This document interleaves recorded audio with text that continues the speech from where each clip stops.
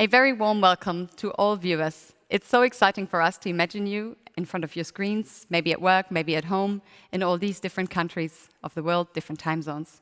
And just like you, our guests today will be joining us from all these different areas, such as South Africa, Kenya, France, UK, New York, and many other places.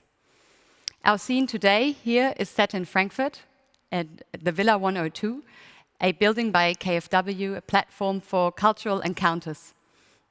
As an operational foundation, with a strong interest in creating platforms for artistic production and knowledge transfer, KfW Stiftung is excited to facilitate today's event in very close collaboration with Litprom. And Anita, it's a special occasion, isn't it? Yes, it is. It's a very special year indeed for us. Thank you, Daniela, for hosting this event together with us and KfW Stiftung. Litprom celebrates this year its 40th anniversary with this conference, and we decided to focus on African literatures because it all began in 1980 with Africa, when the former director of Frankfurt Book Fair, Peter Weithers, invited Sub-Saharan Africa, almost the whole continent, as guest of honor and organized a conference with 30 writers from 15 different African countries. 29 men and 1 woman, by the way. This huge undertaking was only possible with the support of Frankfurt University, the Frankfurt City Council, and many others. What then followed was the foundation of the Society for the Promotion of Literature from Africa, Asia, and Latin America, now Litprom. The idea was to promote the so-called Third World literature in the German-speaking world, and it was successful, because it was high time to change the Eurocentric perspective on the world, on culture, on literature.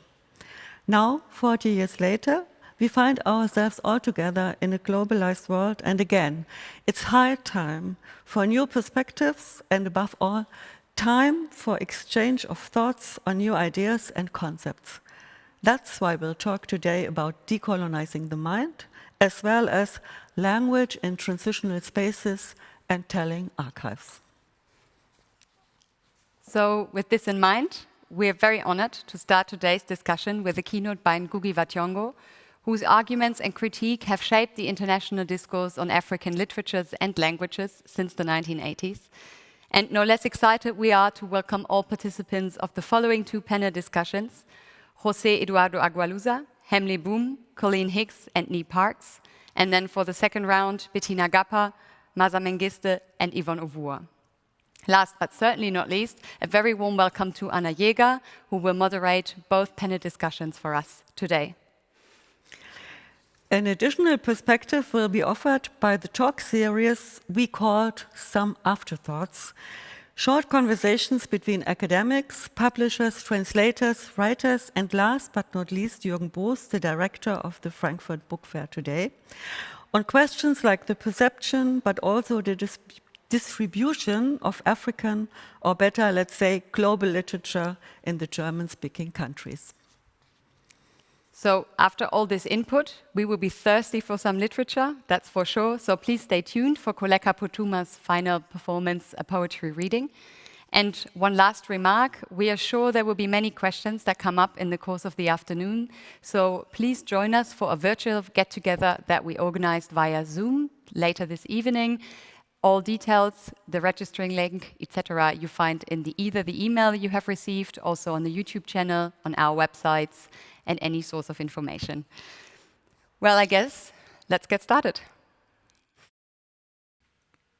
Hello and welcome. We are very happy and delighted that Professor Ngũgĩ Thiong'o will give us the keynote speech for the opening of this conference.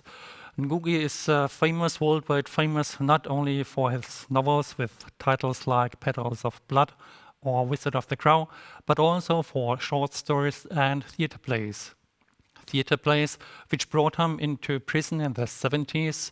He wrote a prison diary about this year in a Kenyan high security prison. And afterwards he went into exile, at first to Great Britain and then to the United States of America, where Ngũgĩ is living since 30 years meanwhile. and where he is teaching at the University of California in Irvine. All over the time, Ngũgĩ continued to write and to publish, and he published a series of memoirs too, and especially several collections of essays. And these essays are the most influential publications written by Ngũgĩ, which inspired and are still inspiring authors and intellectuals all over the world who are reflecting about the language they are writing in, or about the idea of intellectual freedom, the independence of the thoughts. One of these essays, Decolonising the Mind, the main essay, which has been translated into German only 3 years ago. It was written in the 80s in a post-colonial period, and so this exemplifies already the difficulties in the reception and perception of African literatures. By the fact that it lasts so long to translate a very important essay, this shows and examples already the topics and issues of this conference, which is aimed to discuss the structures and to analyze the problems and conditions of the perception of African literatures. Now, we are already in midst this discussion, and we are very thankful that Ngũgĩ Thiong'o will give us his words to enrich this discussion. Thank you, Ngũgĩ. It's up to you now. Ending literary identity theft, the future of African literature in world literatures. Some time ago, actually May 2015, I got an invitation to München, Germany, for a session on Gikuyu in world literature, part of a conference on ideology in post-colonial texts and contexts.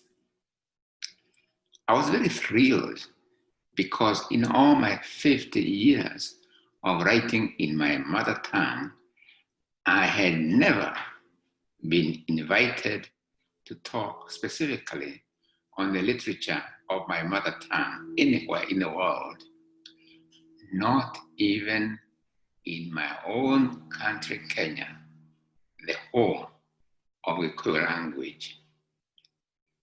It reminded me of the fact that in the famous 1962 Makerere Conference of African Writers of English Expression, where nearly all the published African writers of the time were present, there was no discussion of African writing in African languages. The notable exception to this screaming absence was the 2000 conference in Eritrea titled Against All Odds, where more than 250 scholars, publishers, and writers in African languages gathered to discuss African literature into the 21st century.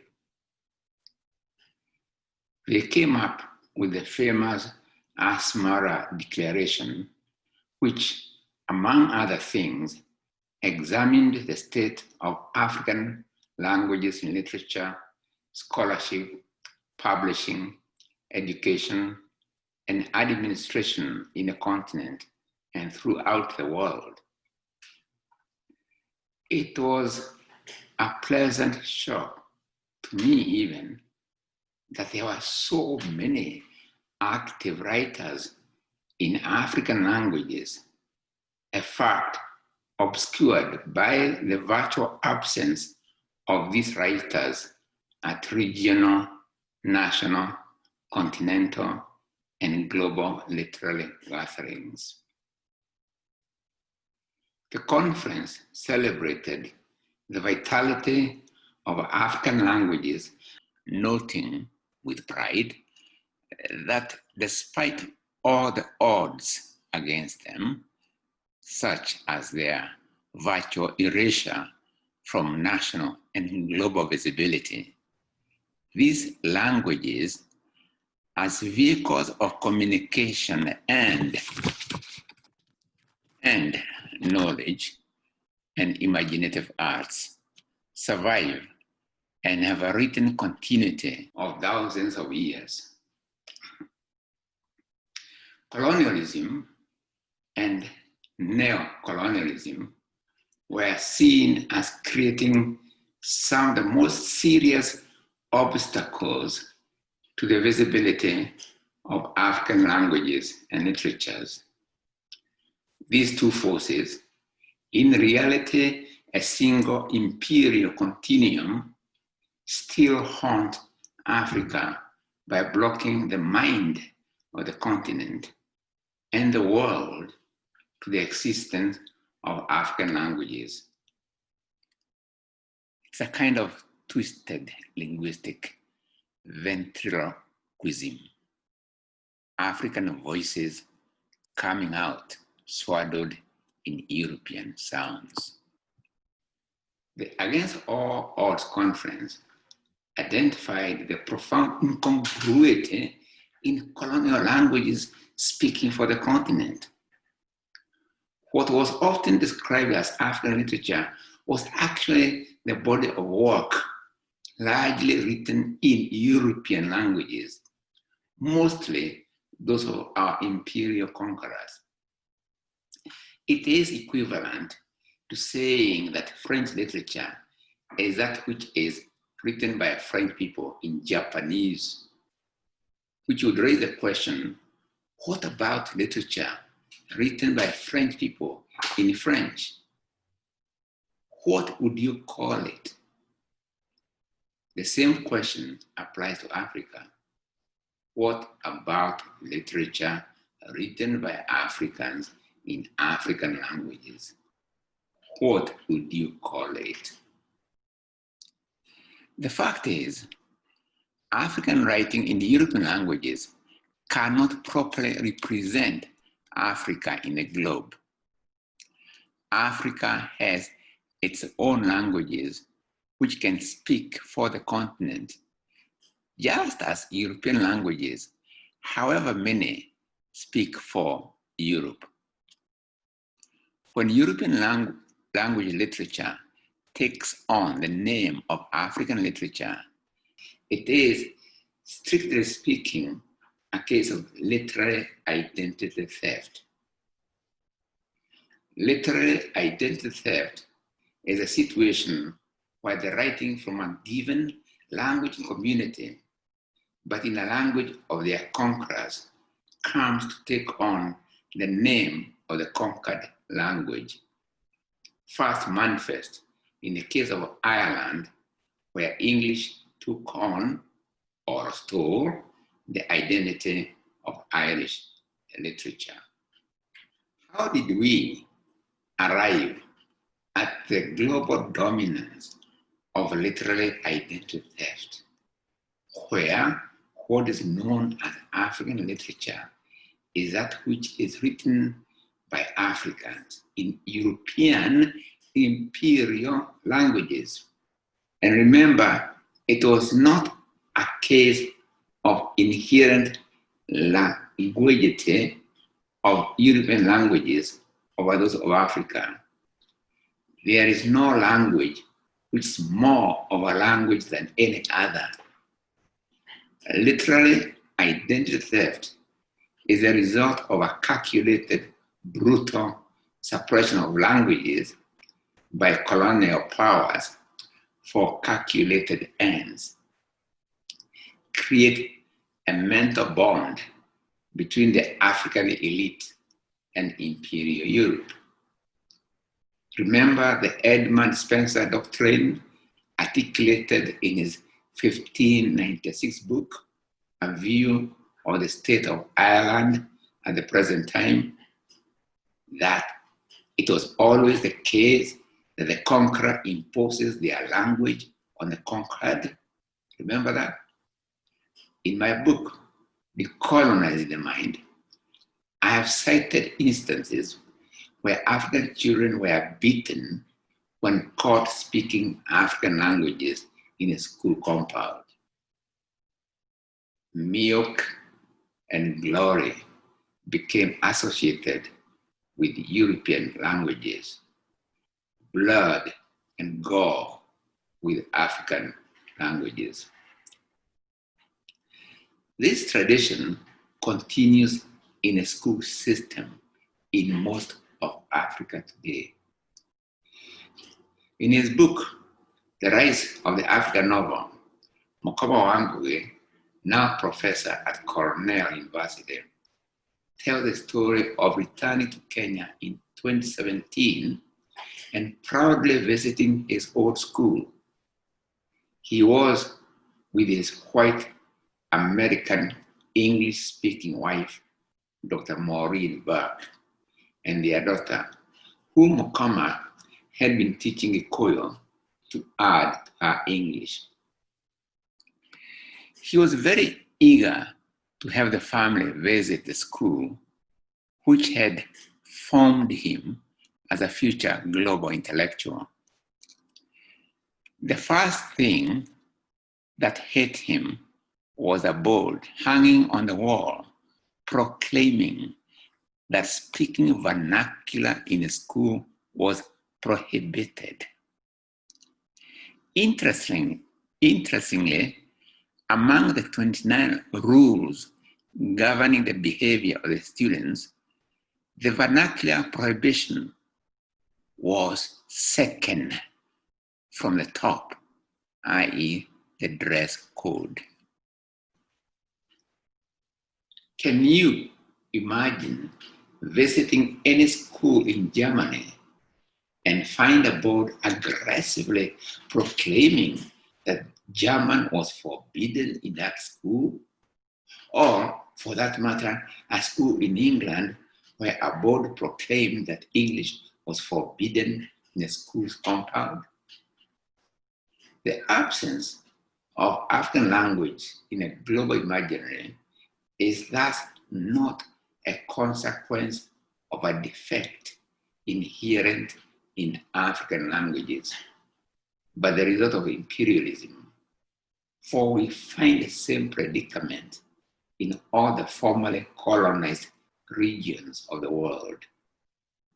The complete distortion of the power relationship between imperial languages and the languages indigenous to the formerly colonized territory. The visibility of the imperial language is clearly built on the invisibility of the colonized. So, when we look at the future of African literature in the world, we have to focus on the presence or absence of African languages on the continent and in the world. Charity begins at home. Governments in Africa must stop, I say stop, criminalizing African languages. Instead, they should come up with policies that put these mother tongues at the center of their education system. Writing and publishing in African languages on the continent, writing and publishing in African languages on the continent is the other key.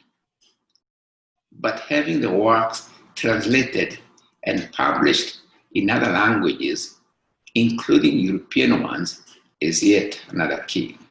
The current situation where prizes and awards are given to African writing, but on condition or assumption that they write and submit their work in English, French, or Portuguese, is very demoralizing and perpetuates the myth that global visibility for Africa is only possible through imperial tongues. In my own way, I've tried to fight against that imperial myth. My novels, Shaitani Madarafaine, or Devil on the Cross in English, and Morogi Wakagogo, or Wizard of the Crow, written in Gĩkũyũ have been translated into quite a number of other languages, including English. My epic in Gĩkũyũ, Kedamo Yuru, published in Kenya 2 years ago, will be released in English as The Perfect Nine this October. So their having been written in Gĩkũyũ does not prevent their availability in any other language in the globe. Perhaps the best example of global visibility is the fate of my short story or fable titled Ituĩka rĩa Mũrũngarũ kana kĩrĩa gĩtũmaga andũ mathiĩ marũngiĩ, The Upright Revolution, or Why Humans Walk Upright. Originally commissioned by the Jalanda online magazine for their translation project, the story has now been translated into more than 92 languages in the world. The languages include many from the continent. A Los Angeles-based Latino community of artists under the leadership of Jimmy Centeno has even done visual interpretation of the story, and they have exhibited the result in galleries all over Los Angeles. Digital technology allows such a phenomenon. But even in print form, the story has now been published as a book in English, Swedish, Aranese, Asturiano, Castellano, Catalan, Euskera, Gallego, Mandinka, Wolof, and Flan. A second example is from Catalonia in Spain. At the end of 2019, I received news of an award to me of the 31st Premi Internacional set up by the government of Catalonia, and whose previous winners have included President Jimmy Carter of the United States of America, President Luiz Inácio Lula da Silva of Brazil, Bishop Desmond Tutu of South Africa, Nawal Saadawi of Egypt, Haruki Murakami and of Japan, and other global luminaries in the fields of science, technology, literature, and philosophy. The award was given for my work as a whole, but that work has included my 11 books in the Gĩkũyũ language. The Premi Internacional follows another award, the 2019 Eric Maria Remarque Peace Prize, which again cited my struggle for African language as a factor. Similarly, when the universities of Yale in the USA and Edinburgh in Britain gave me honorary doctorates, they also cited my contribution to the struggle for equality of languages. I should add other instances that point to the future. Once again, Germany leads the way.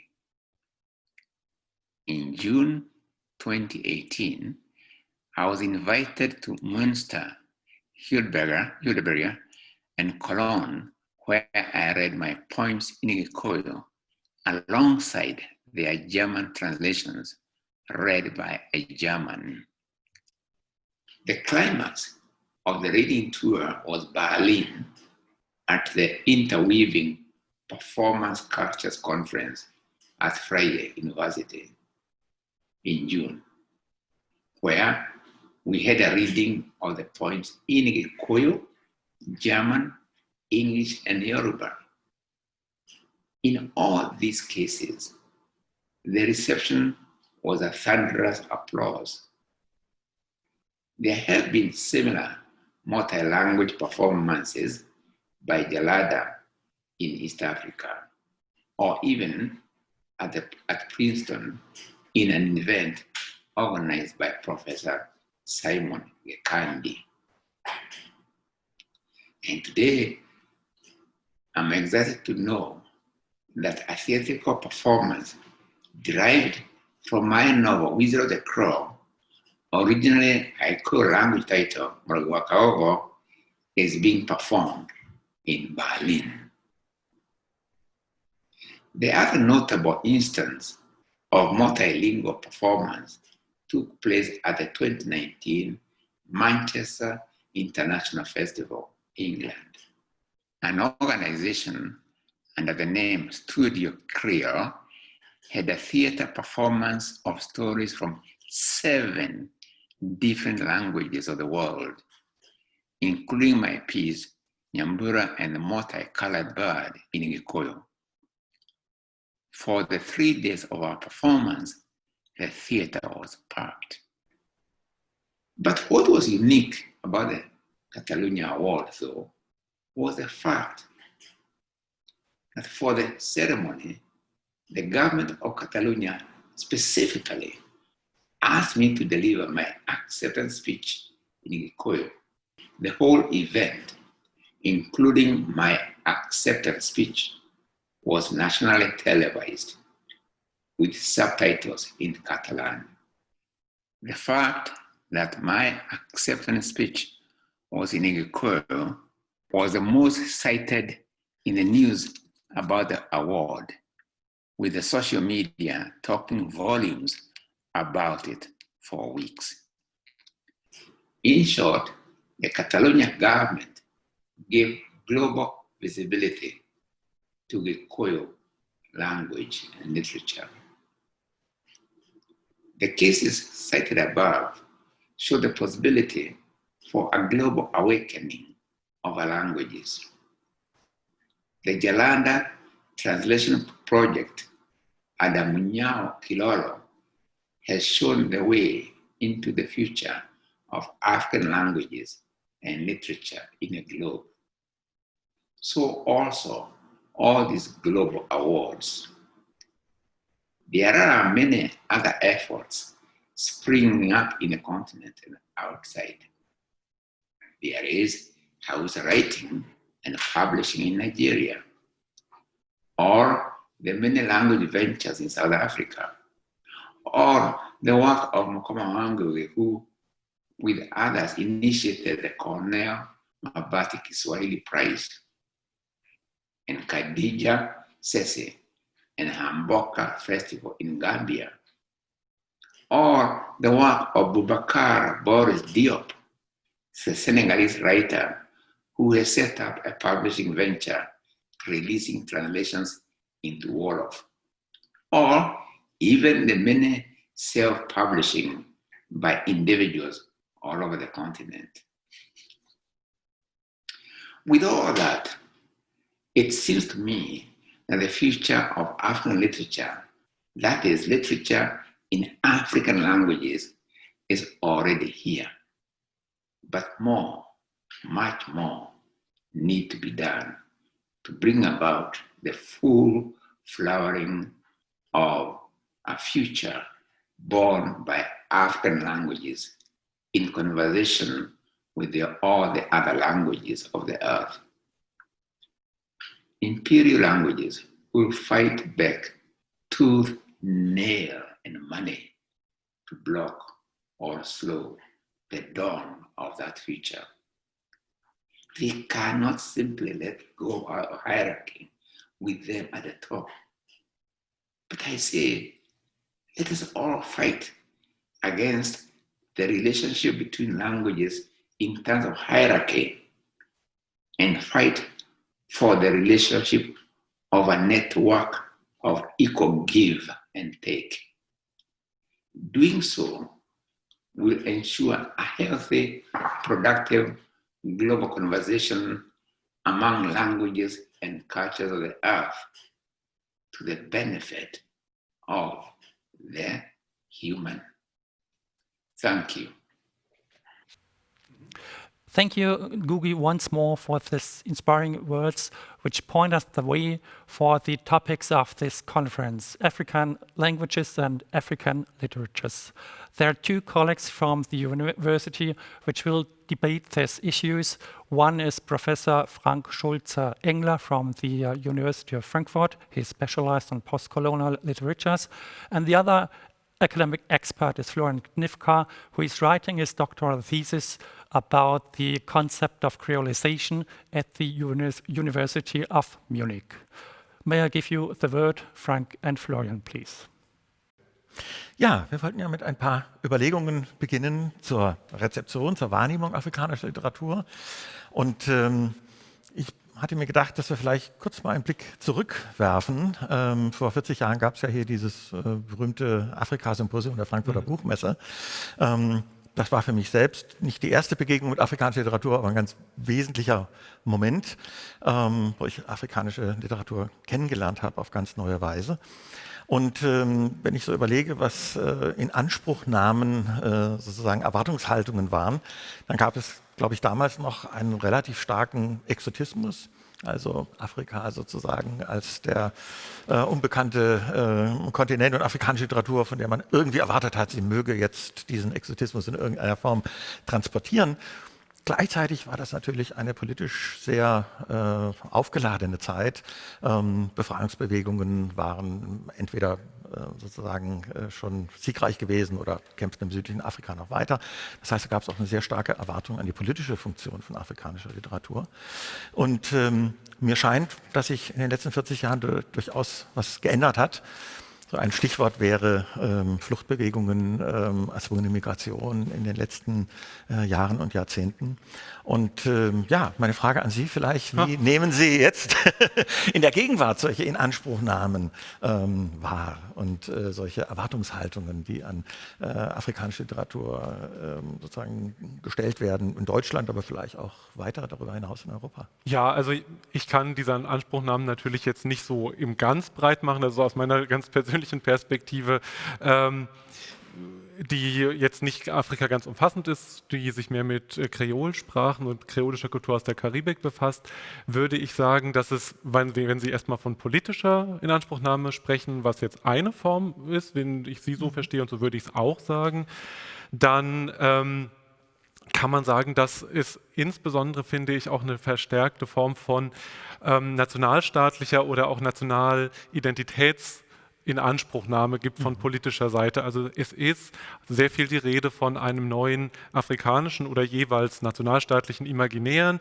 für das Kunst allgemein und Literatur insbesondere in Anspruch genommen werden soll. Also afrikanische Literatur soll dazu beitragen, afrikanischen Bevölkerung ein neues Selbstverständnis oder ein spezielles Selbstverständnis zu geben, und es ist eingeschrieben sehr oft natürlich in so einer Art Decolonising the Mind. Das ist eigentlich genau das, was dem so zugrunde liegt, also so schätze ich es ein. Und um vielleicht einfach schon mal einen Autor aus den letzten Jahren zu nennen, oder man könnte auch zwei nennen, der letzten 20 Jahre ungefähr, Anfang der 2000er äußerte sich Aminata Traoré dazu und sprach vom Viol de l'imaginaire, also quasi der Vergewaltigung des Imaginären, die es aufzuholen und zu bearbeiten gilt.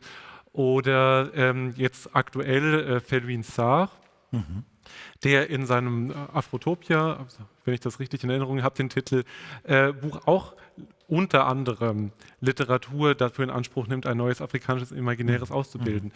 Beides übrigens nicht, oder zumindest insbesondere Sarr, nicht explizit Literat, sondern eigentlich Ökonom, wenn ich das richtig in Erinnerung habe. Ja, eine weitere Form der Inanspruchnahme könnte man vielleicht marktlogisch nennen, und da würde mich jetzt natürlich interessieren, wie ist da sozusagen, wie lässt sich da die historische Tiefenschärfe herstellen?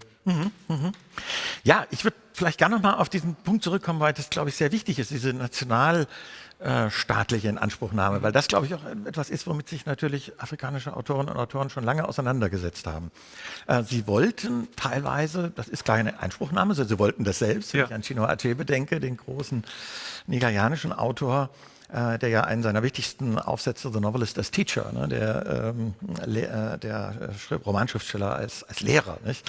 Der dann aber in den 60er, 70er Jahren doch eine sehr viel kritischere Perspektive entwickelt hat und diese Idee, er könne so einfach für das ganze Volk, die ganze Nation sprechen, dann doch sehr in Frage gestellt hat. Und eines der wunderbarsten Beispiele finde ich aus seinem letzten Roman, Antis of the Savannah, wo eine Figur, die ihm ein bisschen ähnelt, ein Journalist und Schriftsteller und Dichter, eine große Rede hält vor der Universität eines fiktiven Landes. Das kann man aber doch als Nigeria leicht identifizieren.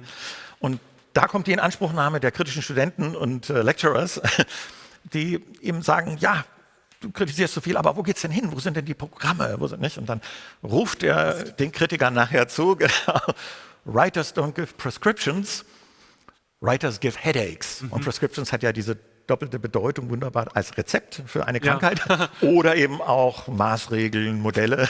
Ja, nicht? Und die Literatur, die Kopfschmerzen verursacht, aber dadurch vielleicht auch das Denken anregt. Ich glaube, da sieht man, es hat auch eine lange Tradition, sich diesen Inanspruchnahmen auch zu entziehen. Aber was jetzt den Markt angeht, das ist natürlich ein sehr, sehr wichtiger Punkt, denn das ist natürlich ein Thema, was immer wieder aufkommt, auch im weiteren Feld der afrikanischen Literatur, als Diskurs über afrikanische Literatur. Diese Frage, welchen Einfluss haben denn die internationalen Publikationswege, auf denen afrikanische Literatur oft in die Welt kommt. Und auch das geht aber natürlich zurück, ganz an den Anfang. Things Fall Apart, ich erinnere mich noch gut, meine erste Copy, meine erste Taschenbuchausgabe, ja, da steht drin, Heinemann, London, hat es verlegt und printed in Hongkong. Ah, ja. Also Globalisierung sozusagen ist von Anfang an da eingeschrieben. Und die Frage ist eben, inwieweit das tatsächlich nun das Bewusstsein von Autorinnen und Autoren, das, was sie schreibt, beeinflusst. Das tut es mit Sicherheit. Aber ich glaube, es ist sehr, sehr wichtig, nicht sozusagen suggerieren zu wollen, dass es hier eine klare einseitige Abhängigkeit gibt, weil natürlich diese Autorinnen und Autoren wissen um diese internationalen Rezeptionsnetzwerke, das, was man vielleicht auch von ihnen erwartet. Und sie sind natürlich über viele Jahrzehnte auch geübt darin, das auch zu unterlaufen, damit zu spielen. Also auch hier, glaube ich, ganz wichtig, keine viktimologische Kiste aufzumachen, also nicht der Schriftsteller als Opfer internationaler Publikationsstrukturen, sondern natürlich als Akteure, die damit auch sehr professionell umzugehen wissen. Und kreativ vor allen Dingen. Die Frage wäre jetzt halt, ist das eine Spezifizität auch des anglophonen Raums, also dieses Spiel damit? Denn mein Eindruck ist aus dem frankophonen Bereich, vielleicht gibt es da noch andere Sachen, da möchte ich jetzt gar nicht irgendwie so absolut sprechen, aber es scheint so zu sein, dass es da doch insgesamt noch eine sehr stark auf Paris zentralisierte Struktur gibt, der Verlegerkultur insgesamt. Und dass man letztlich, und das wird von vielen Autoren selbst auch immer wieder problematisiert, also von Alain Mabankou, aber auch von Samichak, dass das ein Problem darstellt, weil man eigentlich kein eigenes lokales Publikum hat, sondern man automatisch für ein westliches Publikum schreibt und zumindest in einer gewissen Dimension, ich will gar nicht sagen, dass das jetzt absolut ist, kommt vielleicht, so scheint es mir, diese von Ihnen vorhin skizzierte Exotismus-Erwartung vielleicht doch wieder rein. Ich bin mir nicht sicher, ob es auf dieselbe Weise ist, aber zumindest muss man sich damit auseinandersetzen, dass man vielleicht nicht auf dieselbe Art und Weise flexibel sein kann wie im anglophonen Bereich.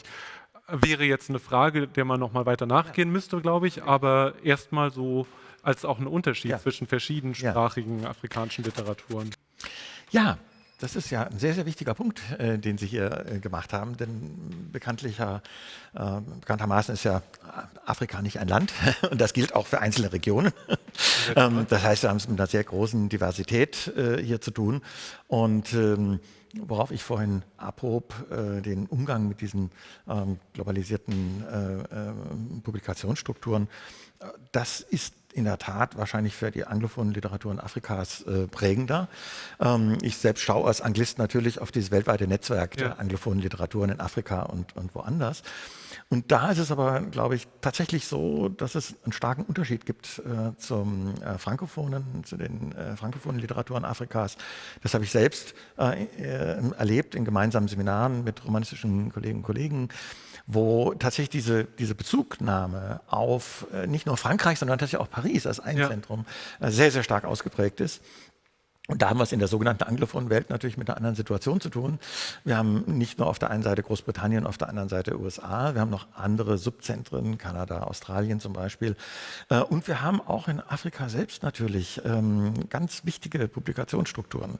Die können nicht auf dem globalen Markt konkurrieren, aber sie können natürlich tatsächlich lokal durchaus etwas bewegen. Das ist in Kenia so, das ist in Nigeria zum Beispiel so und vor allen Dingen in Südafrika so. Und das ist dann vielleicht doch ein gewisser Unterschied zu der Situation, wie sie tatsächlich in der Frankophonie besteht. Was ich glaube, was sehr, sehr wichtig ist, und ich glaube, das gilt für viele zeitgenössische afrikanische Literaturen, dass sie sehr stark von Mehrsprachigkeit geprägt sind. Das heißt, dass also auch die anglophone Literatur Afrikas nicht in einem sozusagen Container steckt und nur sozusagen das Anglophone wahrnimmt, sondern sie hat zum einen über die Sprache vermittelt diese weltweiten Netzwerke, die sie mit anderen englischsprachigen Literaturen verbinden, aber sie hat natürlich auch die lokalen Bezüge zu lokalen Kulturen, anderen Sprachen und insofern kann man hier sicher auch von kultureller Kreolisierung sprechen und ich nehme an, das wird auch in der frankophonen Welt sozusagen ganz ähnlich sein. Ja, absolut. Also ein gutes Stichwort ist eigentlich Kreolisierung, wobei man vielleicht auch sagen muss, also meine persönlichen Ansicht, die sich so entwickelt hat über die Jahre, ist Kreolisierung eigentlich so ein Term unter vielen, mit denen man insbesondere seit den 1980er Jahren versucht, kulturelle Diversität generell zu fassen. Und eine der stärksten Einflüsse kommt eigentlich aus der Linguistik. Also es geht eigentlich ursprünglich um Kreolsprachen, neben verschiedenen identitätspolitischen Dimensionen. Aber das ist natürlich auch eine starke Dimension, die für Literatur wichtig ist. Sie haben Mehrsprachigkeit angesprochen und da gibt es natürlich auch verschiedene Arten von Strategien, wie man diese Mehrsprachigkeit in Literaturen hörbar machen möchte. Und diese Strategien sind auch zum Teil natürlich sehr, sehr individuell. Also man kann dann auch davon schon ausgehen, dass diese Anspruchnahmen von außen, von denen wir schon gesprochen haben, marktlogisch, politisch, eigentlich auch schon von vornherein und heutzutage immer stärker von individuellen AutorInnen unterlaufen werden und vielleicht auch gerade unter Berufung auf solche Konzepte wie Kreolisierung oder Transkulturalität. Zu der Sie uns, glaube ich, noch ein bisschen mehr sagen können. Ja, also Transkulturalität ist ein Begriff, mit dem wir in der Tat in der anglistischen Literaturkulturwissenschaft viel arbeiten. Mir fällt hier unmittelbar so ein Roman ein, wie der von Yvonne O'Wur, The Dragonfly Sea, das Libellenmeer. Und das ist ja ein Roman, der in ganz vieler Hinsicht transnational und transkulturell geprägt ist und in dem es ja um Verbindungen Afrikas geht, eben nicht vorrangig nach Europa, das, was man so oft im transnationalen, transkulturellen Raum sozusagen bearbeitet hat, sondern hier geht es um Verbindungen vor allen Dingen nach China. Es geht aber natürlich auch um Verbindungen nach Lateinamerika, es geht um Verbindungen in die arabische Welt, in die Türkei. Das heißt, das, was hier erscheint, gespiegelt in einer ganz kleinen Insel an der ostafrikanischen Küste, da ist tatsächlich die ganze Welt auch enthalten. Das ist ein extrem, würde ich sagen, afrikanischer Roman in seinen Bezügen und doch einer, der sprachlich gesehen polyglott ist. Ich habe sie nicht durchgezählt, aber es kommen mindestens 1 Dutzend Sprachen aus aller Welt in diesem Buch vor. Ja. Interessant, dass Sie jetzt so Insularität ansprechen, weil, das kann ich vielleicht noch ergänzen, Kreolisierung, auch insbesondere so als kulturwissenschaftliches Konzept, ja sehr stark auf die Inselgesellschaften der ehemaligen Plantagen in der Karibik oder natürlich auch im Indischen Ozean angewendet wird. Also da könnte man sicherlich auch fragen, ob das ein interessantes oder gewinnbringendes Instrumentarium darstellt für die Analyse eines Romans wie den von Frau O'Wur. Ja, absolut. Ja, und dann denke ich, wenn wir das jetzt zurückkommen auf die Eingangsfrage der Erwartungshaltung oder Inanspruchnahmen, ich glaube, was man da sagen kann, ist, man sollte so viel wie möglich lesen und sich immer wieder überraschen lassen, um auch die Inanspruchnahmen, die sich in den eigenen Köpfen gebildet hat, auch immer wieder zu überprüfen und ja, neue Leseerfahrungen machen und bereit sein für die Überraschung. Vielleicht ist das jetzt auch genau das, wo wir als Wissenschaftler jetzt aufhören müssen zu sprechen, sondern das Wort an die AutorInnen und ExpertInnen auf dem Podium übergeben. Also wir wenden uns hier oder wir geben weiter an José Eduardo Agualusa, Hemley Boom, Colleen Hicks und Nee Parks.